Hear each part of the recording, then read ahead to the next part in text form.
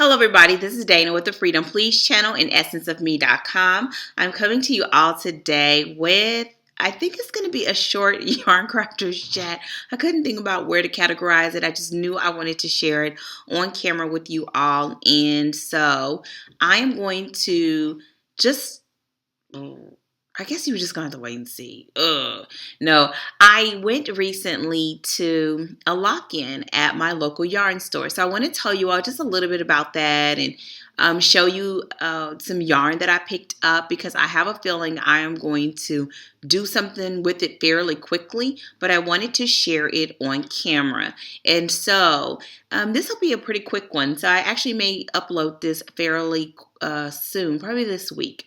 And so if you're interested in seeing what I have, I don't want to say the time. If you're interested in seeing what I have, then stick around. If not, I will see you next time. Let's go ahead and get this video started so that we will be about our way. See you in a bit.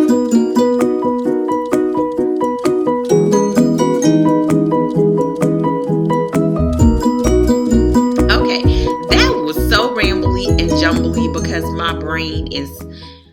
yeah. So this is Dana with the Freedom Please channel and essenceofme.com. I'm coming to you all today with my Yarncrafters chat. I'm going to jump right in. I just recorded another video, but I'm going to show it on here. Today I am drinking some hot tea, and it is from a company that I've shared before, which is called Designer Tea, and it's one of their custom blends called Ice Wine.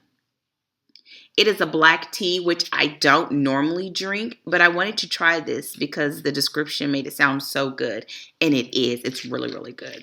So, that out of the way. Oh, and this is a mug from one of my swaps. I just love this mug. I just love sharing it. Okay. My local yarn store has what they would consider a gathering, and I believe they do it twice a year, maybe 3 times. I'm not quite certain. This was the first time that I was able to go because you have to reserve your seat. You purchase a ticket, kind of, in order to go. Well, this gathering is so popular that it's usually sold out months in advance. And let me just explain what I mean by months in advance. I went to the gathering that was for... I think they call it their winter, but it was around Christmas time. It's around Christmas time. It's the weekend before Christmas. I purchased my ticket, I want to say maybe in July or August. And it was one of the last tickets. So, yes. And I almost want to say it was before then, because I wanted to go to another one. Oh, no. I know when it was. I bought it in October because they were having one for, I believe, around fall, Halloween-ish time, if I'm not mistaken. So whatever it is, I had to buy it months and months and months and months in advance. And so I got to go. And it was pretty cool. So what they do, you go, it's a lock-in from 7 p.m. to midnight. And people could bring little snacks. They had too much chocolate, too many sweets. And you bring your project that you want to work on. They also had little projects that you could make, which was to knit a Christmas tree. And they provided yarn to do that. I didn't do that. It was an ornament, but I didn't do it because I had in my mind, I was ready to go to be able to knit all evening on the Big Bank, and I did. So I'm almost through my charts, my e-charts. Yay. So, yes. Now, how did I like it? I had a good time. It was one of those weird things that if you've ever gone to... I haven't been to a lot, but the ones that I've been to, sometimes what happens when you go to crafting events is people go and they go with a friend, or they go to that location often to where they know people, and I go there to shop. I know the owner. I know the people that pretty much work there. And I've met a few of the people here and there, but I don't go all of the time. So I didn't really know anyone. And because of the way that the yarn shop is set up, they had 2 separate rooms. And the room that I was in, I was like the first one in there because the other room was already full. And it was kind of like the regulars. That's what I want to call it, the regulars. And they were saving seats and all that stuff. So I just went into the other room because in my mind, if I didn't talk to anybody all night, but I was able to work on my projects, I would be A-okay with it. You know, I paid for my ticket. I was going to go have a good time. Eventually, my room was full as well with other knitters, and everybody was kind of quiet at first, but eventually, I guess because we had to spend so many hours together in that room, we began to talk about our projects, talk about our kids, talk about what we worked on. I mean, even just asking each other questions like, how many projects do you usually have going on, and how do you decide on what projects do you use, and what are some of your favorite yarns, and what type of crochet alongs or knit alongs have you participated in during the year? And it just became this rolling of conversation. They also had games throughout the night, which were fun. One of them, I'm not even going to lie, one game I didn't even play because it was a game of Christmas carols. It was riddles where you had to identify the name of the carol. I didn't even try. I just kept knitting through that, and I listened and I helped some of the others. And then we did some games where you had to guess a number and people won prizes. And there was some other games where you won yarn based on what the desserts. Some of the desserts were marked with winner, and so you would win a prize for that. And then there was another game which I came so close to winning, which there was a list of items that they asked for, and whoever had the most items in their project bag from the list, they won. And the winner had 27 and I had 25. And so it was things like a stitch marker, a cable needle, worsted weight yarn, a size 10.5 knitting needles.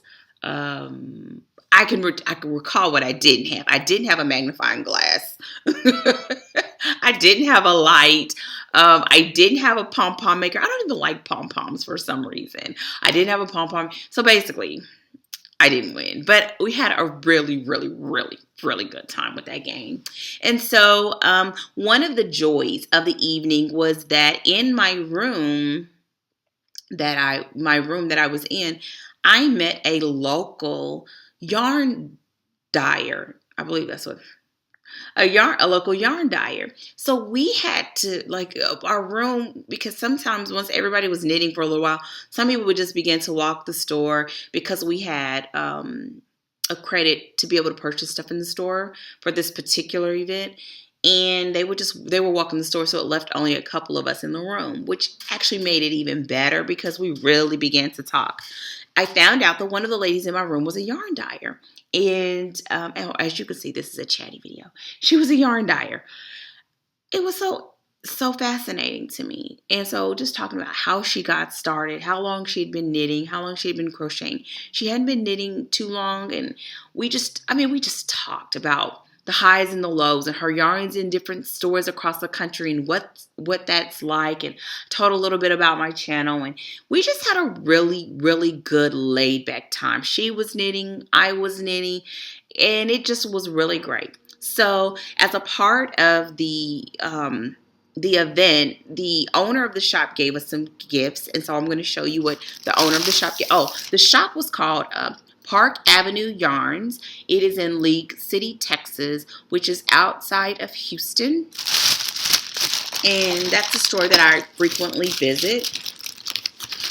Okay. One of the things that she did is the owner of Park Avenue Yarns, her name is Michelle. She revealed the store's new logo. And here it is, Park Avenue Yarns. And you can go to their website. I believe it's, you know what? I will put it on the screen and in the description box. Okay, so Park Avenue Yarns. And she gave us these items. Aren't they cute? This is a candle. It has, I haven't opened it. I don't want to open it yet. It's a candle. Oh, sorry. And around it has different types of drinks, like hot drinks, coffee drinks. But it smells like, to me, like a sweet dessert. It smells really, really good. Let me see if it has a flavor. It doesn't have a flavor marked on here. So she gave us this. And then she gave us this. Oh, and the cool thing is this teacup is like porcelain. It has a saucer and everything. So that's really pretty. Or it's glass. I don't know if it's porcelain, but it's glass. And then she gave us this. And look at this.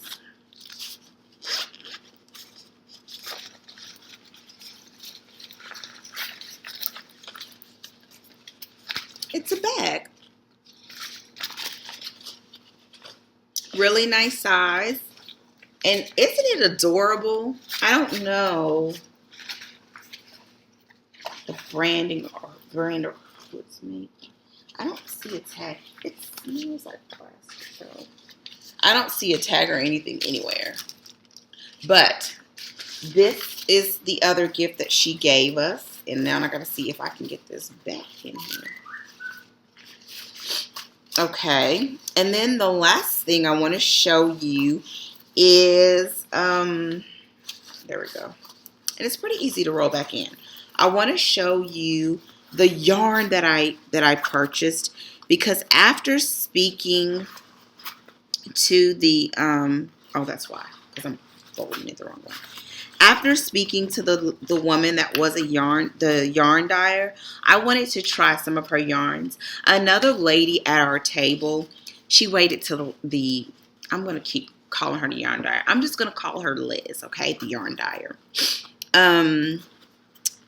Once Liz left the room to do something, another lady at our table or in the room with us told me that she had used Liz's yarns and loved it.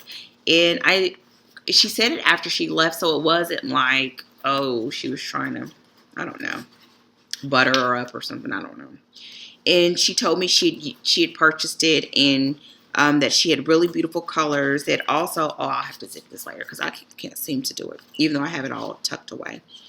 They had done it for I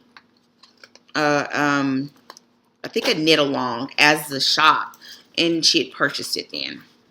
And so once she said that, and I saw some of the colorways that were being given away that night, I decided I wanted to try to look for hers. And so I'm going to show you what I got. I almost had it closed, but I don't want to yank it. So here's the yarn. The company is called LYS, hand dyed for yarn lovers. This colorway is called Family Jewels. It is a blurred lines sock weight. It's 80% merino, 20% nylon. It is 150 grams and it's 450 yards. And here is the color. Isn't that gorgeous? She's also in the League City area, but it is just, and I'm so glad my color is good because you can really see this. And I already know what I am going to do. And you know what? Since I'm just talking about this one thing, I'm going to do a pop-up of the project that I plan to do with this yarn.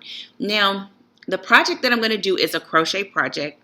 I've been staring at this pattern and staring at this pattern, and I had not purchased it, but I did not delete it from my cart, and I'm going to tell you why. That pattern is $7. Now look, you all know I don't mind buying a pattern. I don't mind buying a pattern. But I think sometimes, you know how you get to where there's this sense of normalcy as to the normal prices of patterns on Ravelry, and usually they're about $5 or $6. Well, usually sometimes the ones that I get from someone that maybe overseas, maybe between $4 and $5 because of the rate of conversion, exchange rate between the two currencies. But for the most part, they're $6. This one is $7. And I was thinking, $7? One pattern? And I just had to let it marinate. Then I went and I said, let me just read the description carefully. And I realized that the pattern can be, according to the notes or according to the description, it's supposed to be able to knit up with any weight of yarn, and it is meant to be a project where if you only have one skein of yarn, that you can use whatever weight of that one skein and make a complete project. Now, I'm going to pause right there. No, I haven't done the project yet, but I'm going to just pause and we're going to just allow that thought to just run over our minds. You all know I'm a subscriber to Yarn Box. I have plenty of yarn that I may not have enough of to do other things. Not only that, you know that for a while there, my stash was whack because I didn't have enough to do what I wanted to do for certain projects. And the idea that this pattern is meant to satisfy, to me, that bridge between not having enough yarn for a big project, but you want to use the yarn. I don't want to gift the yarn or give the yarn away. And I don't want to buy more of the pattern. So, hence this pattern. Now, I'm going to buy it. I'm going to buy it. At the time of this video and the uploading of this video, I will probably already have it in my possession. And it is, owned by me. And it's going to be ready to use. And I will definitely come back and show it to you. And I'll let you know what I think about it. So with that said, this video wasn't super long, but it was long enough. Had enough meat. And enough chatting to get you some work done.